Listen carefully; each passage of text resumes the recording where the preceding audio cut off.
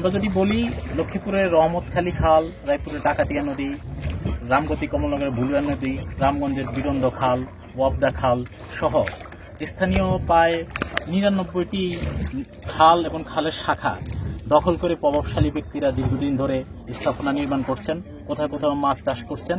এই মাছ চাষ করার কারণে পানি নামাতে ধীরগতি ব্যাক পেতে হচ্ছে। এই ব্যাক পাওয়াতে বিভিন্ন স্থানে এখন পর্যন্ত আশানুরূপ পানি নামছে না। এই জন্য দরকার এখন খাদ্য সহায়তার চেয়েও জরুরি হচ্ছে পানি নামার ব্যবস্থা করা।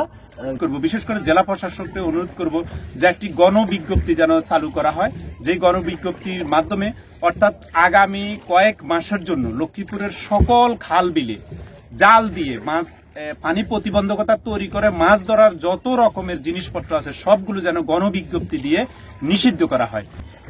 প্রত্যেক এলাকা, যেসব এলাকা বন্যা কবলিত বা পানিবন্দী রয়েছেন লোকজন দীর্ঘদিন ধরে, ওই এলাকার যুব সমাজ, তরুণরা যারা স্বেচ্ছাসেবী হিসাবে কাজ করেন তাদেরকেও কাজে লাগাতে পারে। লক্ষ্মীপুর 24 বিশ্বজুড়ে লক্ষ্মীপুর। সবাইকে স্বাগত জানাচ্ছি। আমরা এই মুহূর্তে একটি বন্যা কবলিত এলাকা রয়েছি, সেটি লক্ষ্মীপুর জেলার সরকারদের ইউনিয়নের ছটঠিকা গ্রাম। এই ছটঠিকা গ্রামে আপনারা দেখতে পাচ্ছেন আমরা মূলত নৌকার উপরে রয়েছি এবং এটি একটি ফসলি মাঠ। আমরা যেখান দিয়ে নৌকা চলে যাচ্ছি এটি একটি ফসলি মাঠ এবং চারপাশে কিন্তু বাড়িঘর রয়েছে। আমরা অনেক দূর থেকে এখানে হেঁটে প্রায় বুক সমান পানিতে, ওই একটি দূরে একজন দেখা যাচ্ছে তিনি বুক সমান পানিতে হয়তো মাছ ধরতে যাচ্ছে অথবা কোথাও যাচ্ছে। এখানে পানি যেন নামছে না। পুরো বাংলাদেশের যে 3 জেলায় ভয়াবহ বন্যার প্রকোপে পড়ে, বন্যার কবলে পড়ে, তার মধ্যে ফেনী ছিল, নোয়াখালী ছিল এবং আমাদের লক্ষ্মীপুর। এখন ফেনীতে বন্যার কোনো পানি নেই, নোয়াখালী থেকেও প্রায় অনেকটা নেমে গেছে, কিন্তু লক্ষ্মীপুরে এসে যেন বন্যাটা থেমে গেছে, অর্থাৎ এই অঞ্চলে পানি নেই। আমরা যে এই বিলে রয়েছি, অর্থাৎ যে ধান ক্ষেতের উপর দিয়ে যাচ্ছি, এখানে প্রায় অন্তত কমপক্ষে এখানকার স্থানীয় মানুষের কথা হচ্ছে এখানে 60 দিনের মতো পানি রয়েছে, প্রায় 60 দিন এই অঞ্চলে পানি। আর আমরা যদি বন্যাটা বলি, বন্যাটা হচ্ছে গত 24 আগস্ট তারিখ থেকে। আমরা সংবাদকর্মীরা পুরো জেলার এই প্রান্ত থেকে ও প্রান্ত ছুটে গিয়েছি, বিভিন্ন মানুষের সাথে কথা বলেছি, মানুষের নানান দুর্ভোগ আপনারা মিডিয়াতে দেখেছেন, আমরা সংবাদকর্মীরা তা তুলে ধরার চেষ্টা করেছি। কিন্তু এখন যেটা এসে দাঁড়ালো সেটা হচ্ছে পানি নামছে না। আর এই না নেমে যাওয়ার কারণ হিসেবে অনেকে বলছে বিভিন্ন লক্ষ্মীপুর জেলার প্রায় 99টি খাল রয়েছে এবং একটি সংস্থার প্রতিবেদনে জানানো হচ্ছে যে এই সবগুলো খালের দৈর্ঘ্য হচ্ছে প্রায় 498 কিলোমিটার। এখানে বড় বড় 3টা নদী রয়েছে, মেঘনা নদী রয়েছে, ডাকাতিয়া রয়েছে, বুলুয়া নদী রয়েছে, কিন্তু তারপরও লক্ষ্মীপুর জেলায় কেন পানি নামছে না? এখন আমরা সেই বিষয়টি নিয়ে এই মুহূর্তে কথা বলবো কালের কণ্ঠের লক্ষ্মীপুর জেলা প্রতিনিধি এবং জাগো নিউজের লক্ষ্মীপুর জেলা প্রতিনিধি জনাব কাজল কায়েসের সাথে আমরা কথা বলবো। আসলে তিনি এই মুহূর্তে কিন্তু এখনো এই নৌকার মধ্যে, আসলে তার দৃষ্টিতে এখানে কেন বন্যা এসে থেমে গেছে। ধন্যবাদ সানাউল্লাহ সানু ভাই। লক্ষ্মীপুরে বন্যার পানি কিছুটা কমলেও এখন পর্যন্ত মানুষের দুর্ভোগ কমে নেই। প্রায় 10 লাখেরও বেশি মানুষ এখনো পানিবন্দী। লক্ষ্মীপুর জেলার রামগতি, কমলনগর, রায়পুর, রামগঞ্জ, সদর, চন্দ্রগঞ্জ এলাকার অধিকাংশ ইউনিয়ন এখনো হাঁটু পরিমাণ, কোথাও কোথাও কোমর পরিমাণ পানির নিচে প্লাবিত। আমরা যদি বলি লক্ষ্মীপুরের রহমতখালী খাল, রায়পুরের ডাকাতিয়া নদী, রামগতি কমলনগরের বুলুয়া নদী, রামগঞ্জের বিরন্দ খাল, ওয়াবদা খাল সহ স্থানীয় প্রায় 99টি খাল এবং খালের শাখা দখল করে প্রভাবশালী ব্যক্তিরা দীর্ঘদিন ধরে স্থাপনা নির্মাণ করছেন, কোথাও কোথাও মাছ চাষ করছেন। এই মাছ চাষ করার কারণে পানি নামাতে ধীরগতি ব্যাক পেতে হচ্ছে। এই ব্যাক পাওয়াতে বিভিন্ন স্থানে এখন পর্যন্ত আশানুরূপ পানি নামছে না। এই জন্য দরকার এখন খাদ্য সহায়তার চেয়েও জরুরি হচ্ছে পানি নামার ব্যবস্থা করা। জাল, অনেকেই মাছ ধরার জন্য জাল পেতে রাখেন বা স্থাপনা নির্মাণ করছেন, এগুলা উচ্ছেদ করা।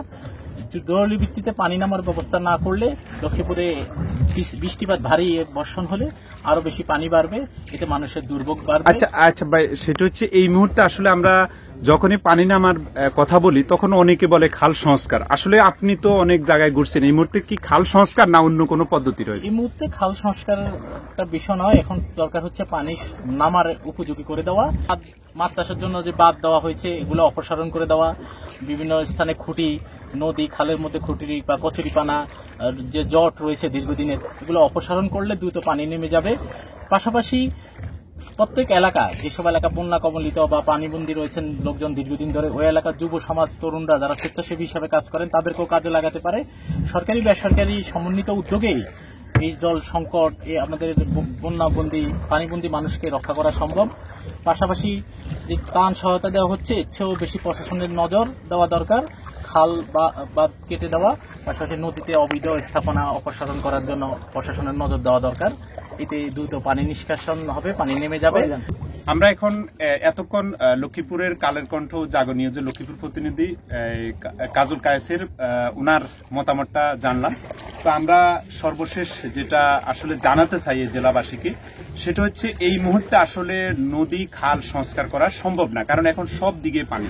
এই মুহূর্তে একটা সম্ভব, সেটা হচ্ছে আমরা জেলা প্রশাসক এবং যতগুলো সংস্থা এর সাথে জড়িত প্রত্যেককে অনুরোধ করব, বিশেষ করে জেলা প্রশাসককে অনুরোধ করব যে একটি গণবিজ্ঞপ্তি যেন চালু করা হয়, যে গণবিজ্ঞপ্তির মাধ্যমে অর্থাৎ আগামী কয়েক মাসের জন্য লক্ষ্মীপুরের সকল খাল বিলে জাল দিয়ে মাছ, পানি প্রতিবন্ধকতা তৈরি করে মাছ ধরার যত রকমের জিনিসপত্র আছে সবগুলো যেন গণবিজ্ঞপ্তি দিয়ে নিষিদ্ধ করা হয়।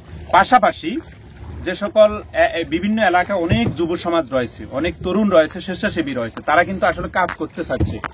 তারা জানাচ্ছে যে যদি তাদেরকে প্রশাসনের পক্ষ থেকে এই ধরনের অঞ্চল ভিত্তিক যদি নির্দেশনা দেওয়া হয় যে বিভিন্ন অঞ্চলে যারা স্বেচ্ছাসেবীর মাধ্যমে ছোটখাটো যে সকল ময়লা আবর্জনা রয়েছে, বাঁধ রয়েছে, যেগুলো অল্প পরিশ্রমে অল্প কষ্টে যেগুলো মুক্ত করা সম্ভব, এগুলো যদি করে দেওয়ার জন্য তাদেরকে নির্দেশ দেওয়া হয়, তাহলে এরকম শত শত স্বেচ্ছাসেবী কিন্তু প্রস্তুত রয়েছে।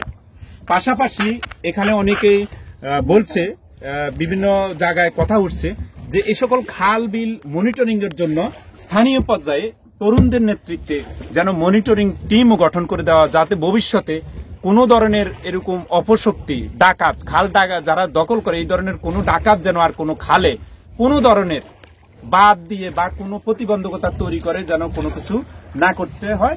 আর এরপরে পানি প্রবাহ যখন স্বাভাবিক হবে, তারপর যখন শুষ্ক মৌসুম হবে, তখন যেন সঠিকভাবে বিভিন্ন সংস্থার মাধ্যমে তদন্তপূর্বক ওই সকল খাল বিল সংস্কারের উদ্যোগ নেওয়া হয়। তাহলেই লক্ষ্মীপুর জেলা উপকূলীয় অঞ্চল হিসেবে এখানে চিরস্থায়ীভাবে বন্যামুক্ত হয়ে যাবে বলে এখানকার স্থানীয় অধিবাসীদের অভিমত।